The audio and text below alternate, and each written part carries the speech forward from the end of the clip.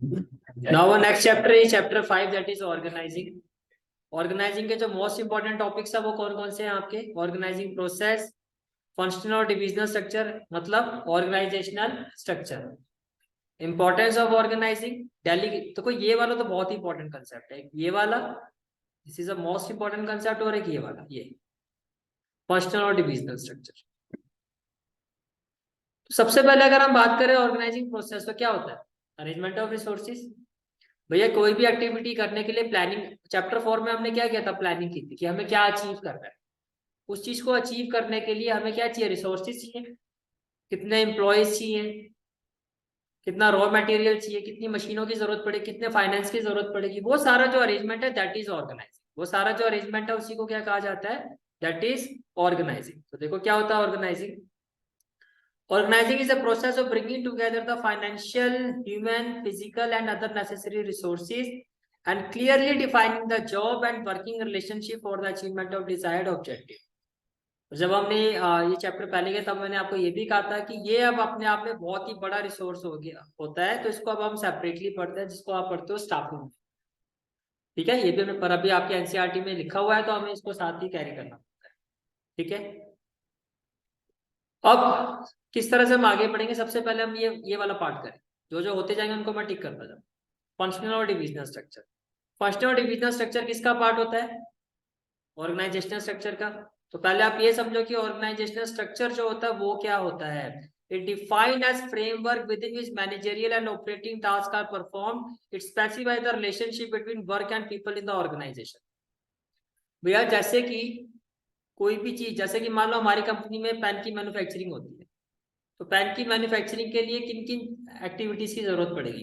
Purchase करना पड़ेगा raw material, ठीक है, उसकी प्रोडक्शन करनी पड़ेगी, प्रोडक्शन करने के बाद उसको सेल करना पड़ेगा, सेल करने के बाद हमें फाइनेंस का भी देखना पड़ेगा, और सभी चीजों पे जो निगरानी रखे उसके लिए एक एडमिन की भी जरूरत पड़ती है, राइट? तो इन्हीं चीजों से आपने क्या किया? अलग अलग डिपार्टमेंट्स बना, ये सेपरेट एक्टिविटी है, ये सेपरेट है, ये सेपरेट, सभी को आपने अलग अलग कर दिया, जिससे कि कोई कंफ्यूजन ना हो, कोई कॉन्फ्लिक्ट्स ना हो, और सारी चीजें जो स्मूथली रन कर सके। अब एक ही के ऊपर सारी चीजें डाल दोगे कि एक ही डिपार्टमेंट है जो परचेज भी कर रहा है, सेल भी कर रहा है, फाइनेंस भी कर रहा है, एडमिन भी कर रहा है, प्रोडक्शन भी कर रहा है, तो क्या वो चीजें प्रॉपरली हो सकती है?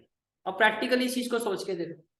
तो ये जो आपने किया इसी को कहा, ये जो मैं बात कर रहा हूँ इसी को कहा जाता है ऑर्गेनाइजेशनल स्ट्रक्चर। फिर से देखो क्या लिखा हुआ है, it defined as the framework. ये आपने एक फ्रेमवर्क बना दिया, तो ये जो भी काम होगा इसी फ्रेमवर्क में होगा। ये सारे डिपार्टमेंट्स जो इस पूरी एक्टिविटी को, पूरी रॉ मटेरियल की परचेज से लेके पेन की प्रोडक्शन तक, उसकी सेल तक, सारा काम जो होगा इसी फ्रेमवर्क में। समझ में आ रही है मेरी बात? ठीक है, framework within which man, इसी के अंदर सारे मैनेजरियल, इसी में आपके परचेज मैनेजर, प्रोडक्शन मैनेजर, सारे मैनेजर आ गए। Within which managerial and operating task, इसी में ऑपरेशंस भी होंगे सारे आपके। ठीक है, are performance specify the relationship between work and people in the organization. Purchase department वाले जो है, जो एम्प्लॉइज है, उनका क्या काम है? परचेज का। जो प्रोडक्शन में है उसे समझ में आ रहा है ना कि किसमें क्या काम हो रहा है? तो ये वही कह रहे हैं, specify the relationship between work and people in an organization. इसमें कोई डाउट है तो बताओ। ठीक है, इसके बाद एक बड़ा इंपॉर्टेंट कंसेप्ट आता है, relationship between span of management and organizational structure. देखो स्पैन ऑफ मैनेजमेंट क्या होता है? एक सुपीरियर के अंडर कितने सबॉर्डिनेट काम कर सकते हैं, या एक सुपीरियर कितने सबॉर्डिनेट को मैनेज कर सकता है, that is span of management. जितना बड़ा स्पैन ऑफ मैनेजमेंट होगा उतना ऑर्गेनाइजेशनल स्ट्रक्चर छोटा होगा। भाई प्रैक्टिकली देखो, अगर ज्यादा सुपीरियर जो है, जैसे सुपीरियर जो है ज्यादा लोगों को अपने अंडर मैनेज कर सकता है, तो कम मैनेजर्स की जरूरत पड़ेगी, कम डिपार्टमेंट्स की जरूरत पड़ेगी, कम मैनेजर्स की जरूरत पड़ेगी, तो ऑर्गेनाइजेशनल स्ट्रक्चर क्या हो रहा है? छोटा हो रहा है। लेकिन अगर एक एक सुपीरियर जो है कम कम सब, एक सुपीरियर जो है वो 10 लोगों को मैनेज नहीं कर पा रहा, वो कह रहा है मैं 3 या 4 को ही मैनेज कर सकता हूँ, तो एम्प्लॉयज तो उतने ही है ना आपके, उसी हिसाब से फिर आपको उसके ऊपर जो है जो सबॉर्डिनेट्स होंगे उतनी ज्यादा आपको उनके सुपीरियर की जरूरत पड़ेगी। 10 के ऊपर मान लो 6 आ गए, 6 के ऊपर मान लो 3 आ गए, 3 के ऊपर 2 आ गए, फिर 2 को देखने के लिए 1 हो गया। तो कहने का मतलब यह है कि जितना स्पैन ऑफ मैनेजमेंट आपका छोटा होगा उतना ऑर्गेनाइजेशनल स्ट्रक्चर क्या होगा? बड़ा होगा। क्योंकि अगर आप एक सुपीरियर जो है वो कम सबॉर्डिनेट को मैनेज कर सकता है, तो उतनी ज्यादा सुपीरियर की भी जरूरत पड़ेगी, उतनी ज्यादा मैनेजरी लेवल पर आपको चीजों की जरूरत पड़ेगी, उतनी ज्यादा मैनेजर्स होंगे तो उतना ज्यादा ऑर्गेनाइजेशनल स्ट्रक्चर क्या होगा? बड़ा होगा। ये बात समझ में आ रही है? तो बेसिकली अगर मैं बात करूं इनके बीच में रिलेशन कैसा होता है, तो इनके बीच में रिलेशन जो होता है inverse relation. Span of management बड़ा, ऑर्गेनाइजेशनल स्ट्रक्चर छोटा। स्पैन ऑफ मैनेजमेंट छोटा, ऑर्गेनाइजेशनल स्ट्रक्चर बड़ा। ये बात समझ में आ रही है? ठीक है। फिर मैंने कहा स्पैन ऑफ मैनेजमेंट या तो बड़ा होगा तो वाइड, छोटा होगा नैरो। तो कितनी तरह का हुआ? 2 तरह का। तो देखो यही बात हम यहाँ पर कर रहे हैं। Span of management refers to the number of subordinates that can be effectively managed by superior. That can be effectively managed by superior. The span of management to a large extent gives shape to the organizational structure. This determines the level of management in the structure. ये कहानी clear? ठीक है। मैंने आपको क्या कहा, span of management जो होता है आपका 2 तरह का होता है, वाइड स्पैन और नैरो स्पैन। जो वाइड स्पैन होता है इसको हम फ्लैट स्ट्रक्चर भी कहते हैं, और जो नैरो स्पैन होता है इसको हम क्या कहते हैं? Tall structure. इतनी कहानी क्लियर? ठीक है। But these organisational structure have their advantages and disadvantages also. देखो, if the span is narrow which means less number of subordinate under one superior, मानते हो? अगर स्पैन नैरो है यानी कि छोटा है, तो उसका मतलब क्या है? ऑर्गेनाइजेशनल स्ट्रक्चर ज्यादा होगा। तो यहाँ पर जो पहले तो ये जो स्टेटमेंट है इसको थोड़ा complete, which have their advantages as well as disadvantages. ये दोनों के अपने फायदे और नुकसान है। अब इसी चीज को समझो, स्पैन ऑफ मैनेजमेंट छोटा तो क्या बढ़ गया? तो ऑर्गेनाइजेशन तो ज्यादा मैनेजर होगी, ज्यादा पैसे देना पड़ेगा, ज्यादा सैलरी देनी पड़ेगी, ज्यादा कॉस्ट आपकी वो होगी। If span is narrow, which means less number of subordinate under one superior, require more manager to be employed. तो ज्यादा मैनेजर रखने पड़ेंगे क्योंकि भाई जितने हैं वो उनको मैनेज कर ही नहीं पा रहे, और लेके आओ in the organization. Thus, it would be very expensive in terms of the salary to be paid to each. कहानी क्लियर? ठीक है। Then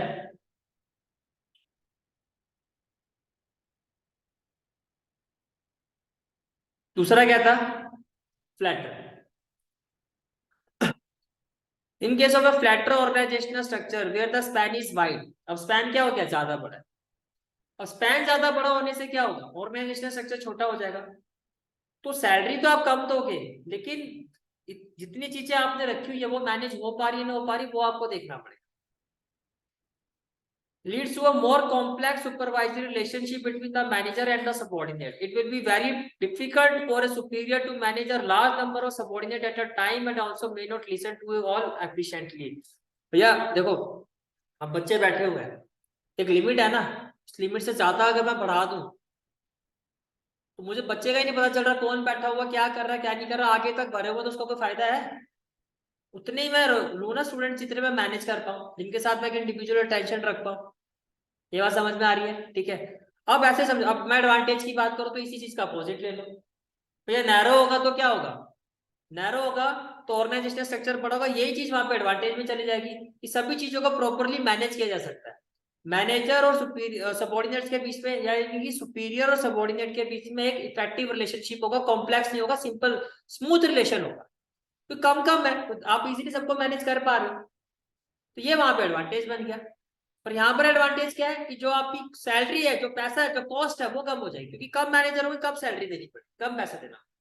तो दोनों के अपने फायदे और नुकसान, ये कहानी क्लियर? ठीक है।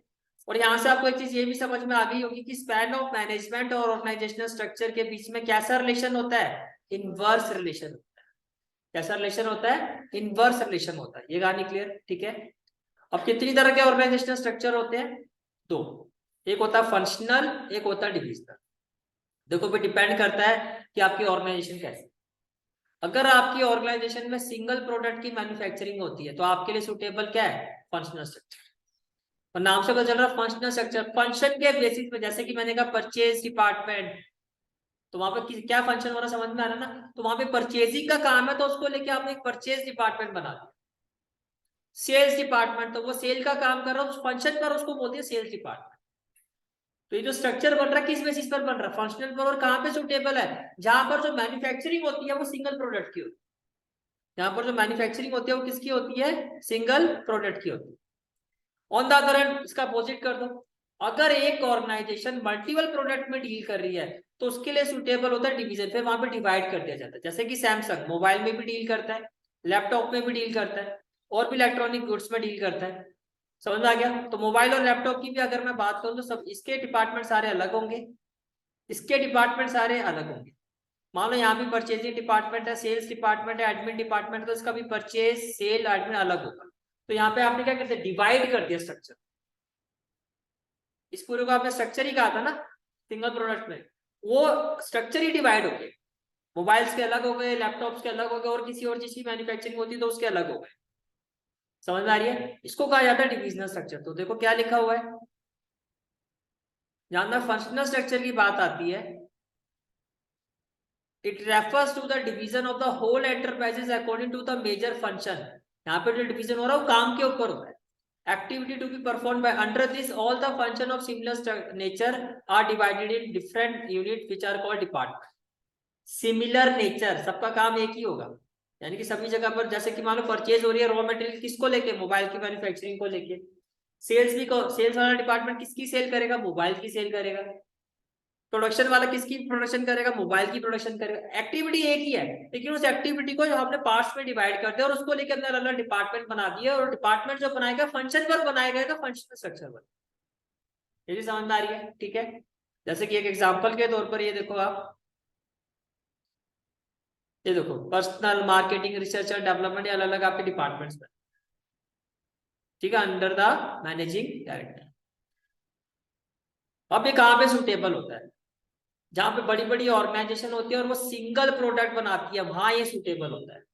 समझा गया? इस तरह से क्वेश्चन पूछा जाएगा, कहाँ क्या होता क्या है, क्या इसकी सुटेबिलिटी है। तो आप कहोगे large organization producing one line of product, अगर एक ही प्रोडक्ट बन रहा है तो वहां पे क्या है, फंक्शनल स्ट्रक्चर।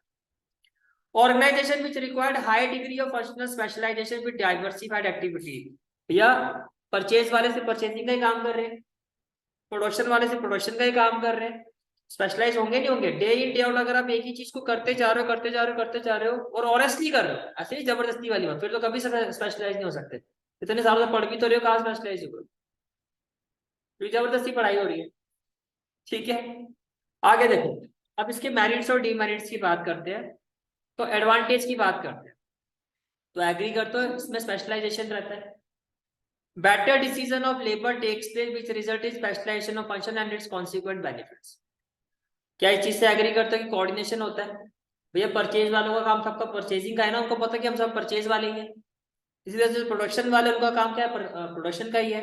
तो all the person working within a departmental are specialist of their respective job.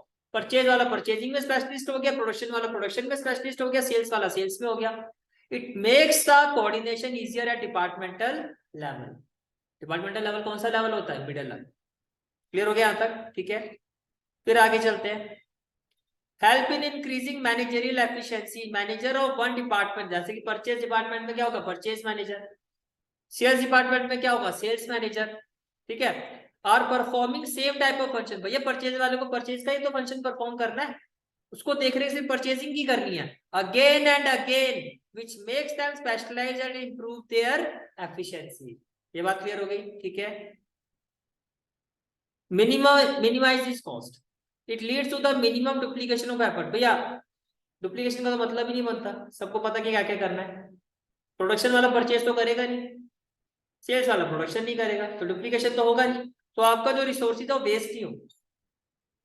It leads to minimum duplication of effort which result in economics of scale and thus lower cost. ये clear हो गया? ठीक है, अब बात आती है हर चीज के प्लस और माइनस होते हैं।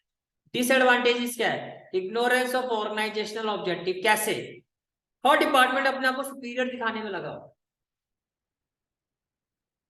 अपने आप को कि भैया हमारा रोल इंपॉर्टेंट होना चाहिए, हमें दिखाने की परचेजिंग डिपार्टमेंट यहाँ पर सबसे ज्यादा सुपीरियर है, या प्रोडक्शन डिपार्टमेंट यहाँ पर सबसे ज्यादा सुपीरियर है। तो अपने अपनी होगी ना बात शुरू। तो जो आपका ओवरऑल गोल था वो कौन सा था, ऑर्गेनाइजेशनल ऑब्जेक्टिव, वो आपने पीछे छोड़ दिया। ये डिसएडवांटेज है। Each departmental head works according to his own wishes, अपने हिसाब से सारे काम करते हैं। They always give more weight to their departmental objective, hence overall organizational objective suffer. ये क्लियर हो गया? ठीक है, difficulty in inter departmental coordination. एक एग्जांपल देते हैं, जैसे कि मान लो कि आप प्रोडक्शन डिपार्टमेंट से और मैं हूँ परचेज, मुझे क्या करना, रॉ मटेरियल परचेज करना है। तो नॉर्मली जैसे एक इंस्ट्रक्शन होती है कि भैया इस बार ये रॉ मटेरियल इतना परचेज करना आप करो, तो मैंने ऑर्डर कर दिया, जहां से भी आता है परचेज वालों को क्या करना है, रॉ मटेरियल परचेज करना है। बीच में आप लोग आके, प्रोडक्शन वाला जो है मैनेजर है, प्रोडक्शन मैनेजर ने आके मुझे कहा, मैं परचेज डिपार्टमेंट का मैनेजर हूँ, कि सर ऐसा है, आप एक काम कीजिए, वो ऑर्डर ना कैंसिल करवाओ। मैंने कहा क्यों, क्यों कैंसिल करवाऊं, कि टेक्नोलॉजी चेंज हो गई है, तो हम जो मोबाइल की मैन्युफैक्चरिंग करेंगे उसमें वो रॉ मटेरियल यूज नहीं करेंगे, हम उसको चेंज करेंगे। मैंने कहा आपने पहले क्यों नहीं बताया, कहते नहीं अभी जस्ट पता चला है, अभी अगर हम जाएंगे तो हमारा काफी लॉस हो जाएगा। अब मैं मना नहीं कर रहा हूं, मैंने कहा भाई अब तो ऑर्डर हो चुका, पेमेंट वगैरह हो चुकी है, अब नहीं हो सकता, मैंने बात की थी, मैंने उनको ऐसे टाल दिया। मैंने क्यों ऐसा नहीं किया, क्योंकि मेरी गुडविल खराब होगी। आगे आगे क्या जाएगी बात, क्या बात जाएगी कि भाई पहले ऑर्डर किया फिर पीछे हट गए। अपनी गुडविल को बचाने के लिए, अपनी रेपुटेशन को बचाने के लिए, जो मैंने उसकी बात, प्रोडक्शन मैनेजर की बात नहीं सुनी या मना कर, हालांकि मैं चाहता तो हो सकता था, अभी टाइम था, समझ में आ रहा है। तो यहाँ मैंने प्रायोरिटी किसको दी, अपने आप, जिसकी वजह से क्या हुआ, वो क्या हमारे बीच में कोऑर्डिनेशन हुआ, प्रोडक्शन मैनेजर तो आया था पर मैंने उसका कोऑर्डिनेट ही नहीं किया। बात समझ में आ रही है। तो देखो क्या है यहाँ पे, difficulty in inter departmental coordination, all departmental heads work as per their own wishes, अपनी मर्जी के हिसाब से सारे चलते हैं, which leads to coordination within the departmental, department के अंदर तो होगा कोऑर्डिनेशन, परचेजिंग में होगा, प्रोडक्शन में होगा, लेकिन आपस में, but it makes inter departmental coordination difficult. ये क्लियर हो गया, ठीक है। नेक्स्ट डिसएडवांटेज क्या होता है, hurdle in complete development, because each employee specializes only in small part of the whole job। भैया क्या आप पूरी तरह से ग्रो कर पाओगे, मैंने इतने सालों में सिर्फ परचेज डिपार्टमेंट पे ही तो रहा, उसी की तो नॉलेज चाहिए मुझे, ओवरऑल क्या मेरी ग्रोथ हुई है। अगर मुझे कहा जाए कि ये भी पता ये भी पता, तो मैं कहूंगा नहीं पता है। समझ में आ गया। नेक्स्ट कौन सा होता है, डिविजनल स्ट्रक्चर। इसमें क्या होता है, कहाँ सुटेबल होता है, जहां मल्टीपल प्रोडक्ट में ऑर्गेनाइजेशन डील करती है। तो यहाँ पर क्या होता है, divisional divisional organizational structure means division of the whole enterprise according to the major products to be manufactured by it। यहाँ suitability की बात करते हैं, this structure is suitable in organization producing multi product। ये समझ में आ गया, ठीक है। अब यहाँ एडवांटेजेस की बात करते हैं, क्विक डिसीजन मेकिंग। मैं परचेज डिपार्टमेंट में हूं, पर किसके, मोबाइल, तो मुझे सिर्फ मोबाइल की परचेसिंग को लेके तो डिसीजन लेना है। आप परचेज डिपार्टमेंट करो लेकिन किसके, लैपटॉप मैन्युफैक्चरिंग के, तो आपको सिर्फ उसी को लेके तो डिसीजन लेना है। अगर एक सिंगल पर्सन को मोबाइल का भी देखना है, लैपटॉप का भी देना, तो क्या ये चीज पॉसिबल होगी, नहीं होगी। तो divisional manager can take any decision regarding his division independently which makes decision quick and effective.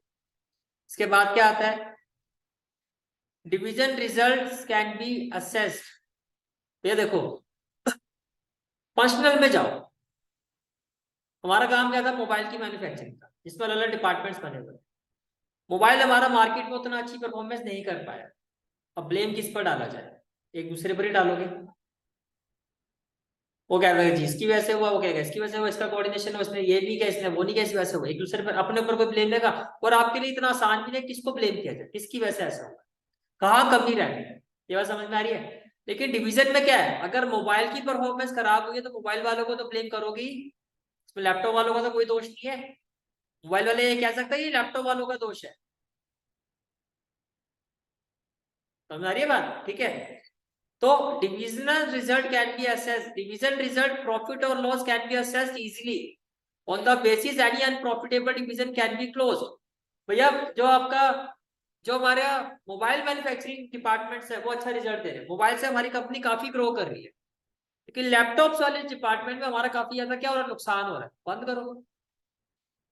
अगर मिक्सिंग होती तो पता लगता किसकी वजह से नुकसान हो रहा है, प्रॉफिट कहां से आ रहा है, मोबाइल से, तो लॉस कहां पर आ रहा है, लैपटॉप से, उसको बंद कर सकते हो। तो यही कहा जा रहा है, on the basis of any unprofitable division can be close. फिर आता है आपका डिविजनल स्ट्रक्चर में growth and expansion. Growth and expansion का मतलब it facilitate growth and expansion as new division can be added without disturbing the existing department. भैया mobile में कर रहे थे, लैपटॉप में, किसी और प्रोडक्ट पे भी करना चाहो तो कर लो, ये दोनों थोड़ा डिस्टर्ब होंगे।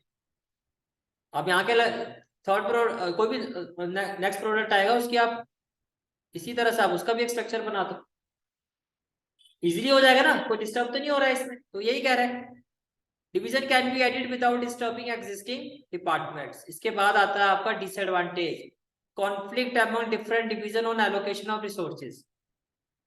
जब रिसोर्सेज की बात आएगी, मोबाइल वाला कह रहे हैं कि भैया हमें चाहिए इतने रिसोर्सेज, लैपटॉप वाले कह रहे हैं हमें इतना चाहिए, हमें इतना फाइनेंस चाहिए, हमें इतना फाइनेंस चाहिए, सभी अब तो हो रही है आपस में कॉन्फ्लिक्ट, नहीं हमें भी तो इतना ही पैसा चाहिए, हमें एडवर्टीजमेंट के लिए इतना पैसा चाहिए, हमें भी इतना ही चाहिए।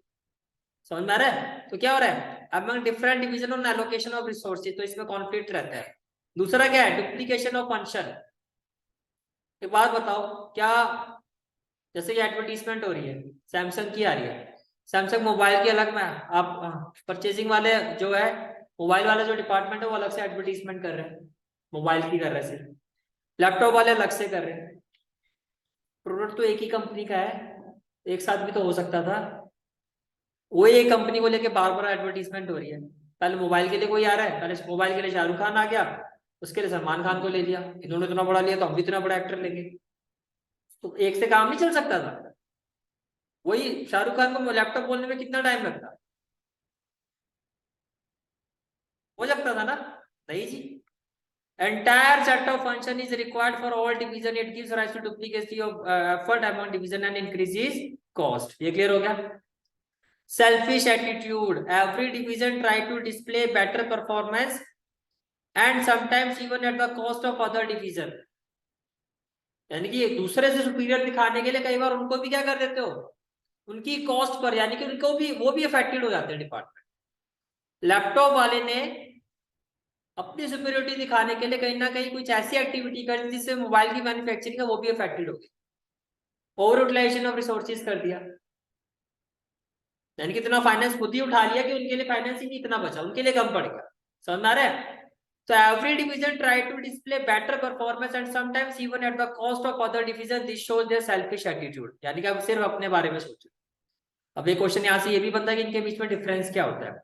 तो देखो, पहला डिफरेंस मीनिंग, मीनिंग में क्या बोलोगे, जहां सिंगल प्रोडक्ट की जरूरत है वहां फंक्शनल, जहां डिपार्टमेंट फंक्शन के बेसिस पे बनते हैं फंक्शनल। डिवीजन में क्या होता है, refers to grouping of jobs related to one product under one department, एक डिपार्टमेंट में एक ही प्रोडक्ट का होगा, यानी कि ये जो डिपार्टमेंट है मोबाइल के, ये जो डिपार्टमेंट है ये लैपटॉप के। Formation on the basis of function, on the basis of product, ये चीज समझ में आ रही है? ठीक है।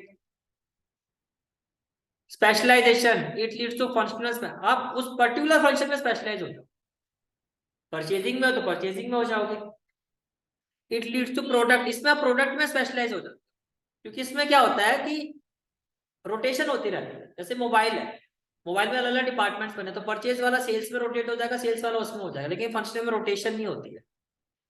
तो अगर आपकी रोटेशन हो रही है अलग अलग डिपार्टमेंट्स में अपनी मैन्युफैक्चरिंग में, तो इसका मतलब क्या हो रहा है, उसमें आप स्पेशलाइज हो। क्या समझ में आ रही है?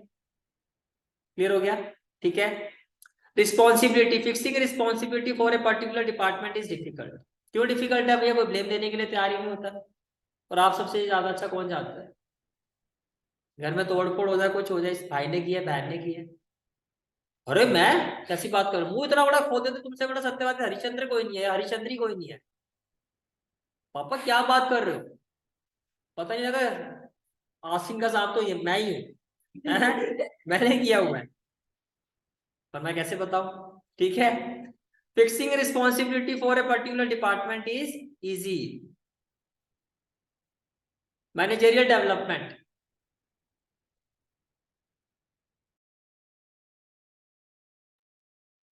मैनेजरियल डेवलपमेंट भैया, इसमें मैनेजर जो होता है स्पेशलाइज होता है इन वन फंक्शन ओनली। या तो परचेज में होगा तो परचेज में स्पेशलाइज हो जाएगा, मार्केटिंग में होगा तो मार्केटिंग में हो जाएगा। लेकिन इसमें क्या होगा, multiple functions are performed by the manager. मैंने कहा ना इसमें रोटेशन होती रहती है, वो परचेज में भी शिफ्ट हो जाएगा, हो सकता है कल को उसको आप किस में शिफ्ट कर दो, सेल्स में, मार्केटिंग में। Which makes managerial development easy. किसमें डेवलपमेंट ज्यादा होगी, जो हर डिपार्टमेंट में मूव करेगा, तो इसमें ज्यादा वो ग्रो करेगा, यानी कि वो हायर लेवल पर उसके जाने के चांसेस ज्यादा हो। कुएं की कुएं का मेंढक नहीं बन के रह गया। सर आज सभी जानवरों के नाम ले रहे हो, कोई सांप आ रहा है, कभी कभी मेंढक आ रहे हैं, ठीक है। Cost, it is economical as there is no duplication of work. That यहाँ पर होता है, अभी बताया था आपको, it is not economical as all the resources are required by, हर डिपार्टमेंट को अपने अपने सेपरेट रिसोर्सेज, समझ में आ रहा है, ठीक है। तो ये था आपका अगर मैं कोऑर्डिनेशन की बात करूँ, तो इतने काफी है वैसे तो। Coordination in case of a multi product company, coordination is difficult. और मल्टी देखो, कंपनी है मल्टीपल प्रोडक्ट और किसके साथ जा रही है, फंक्शनल के साथ, तो कोऑर्डिनेशन हो ही नहीं सकता। एक अकेला डिपार्टमेंट सभी को हैंडल नहीं कर पाएगा। But coordination is easy as all the function related to a particular product are integrated into a single department. एक प्रोडक्ट के जितने भी डिपार्टमेंट्स होंगे वो एक साथ जुड़े हुए होते हैं, तो यहाँ पे कोऑर्डिनेशन क्या होता है, ज्यादा बेटर। सुटेबिलिटी की अगर मैं बात करूं, तो इसमें क्या होगा, सिंगल प्रोडक्ट, और इसमें क्या होगा, multiple variety of product. Concept clear, ठीक है। तो यहाँ क्या हमारा ये वाला पार्ट हो गया, ठीक है।